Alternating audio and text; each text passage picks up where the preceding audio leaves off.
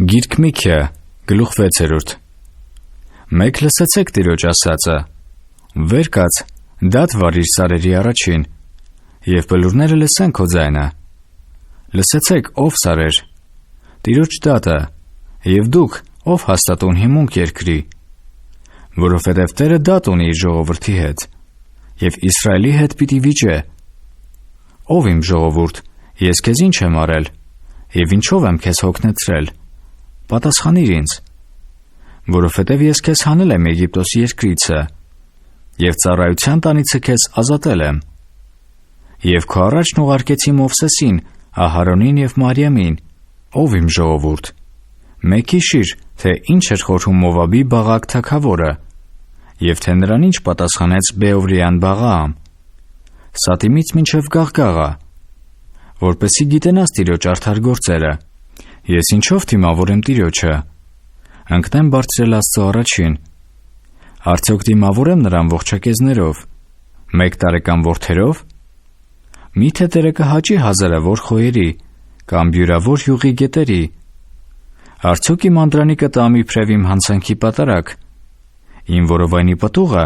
իբրև իմ անձի մեղքի զոհ, քեզ հայտնել է, ով մարդ, թե ինչ է բարին, և Տերը ինչ է ուզում քեզանից, այլ միայն իրավունք անել, ողորմություն սիրել և խոնարհությամբ վարվել քո Աստծո հետ. Տիրոջ ձայնը կանչում է քաղաքին, և իմաստությունը նկատում է քո անունը. լսեցեք պատժի գավազանը և նրա վճռողին, դեռ անօրենի տանը անօրենության գանձեր կան, և նվաղածարդու, որ անիծյալ է. միթե ես մաքուր կհամարեմ անօրենության կշռավորին և խարդախ քարերի քսակավորին, որի հարուստները լիքն են զրկանքով, և նրա բնակիչները սուտ են խոսում, և նրանց բերանումը նենգավոր լեզու կա, ուրեմն ես էլ հիվանդացնում եմ քեզ զարկելով, և ավերակ եմ անում քո մեղած պատճառով, դու պիտի ուտես ու չկշտանաս, և քո անութությունը քո փորումը պիտի մնա, և դու կքարշես, բայց չես ազատի, և ինչ որ ազատես, սրի պիտի մատնեմ, դու պիտի սերմես, բայց չհնձես, դու ձետ պիտի կոխես, բայց յուղով չոցվիս, և քաղցու, բայց գինի պիտի չխմես, և պահվում են ամրիի հրամանները, և Աքաբի տան բոլոր գործերը,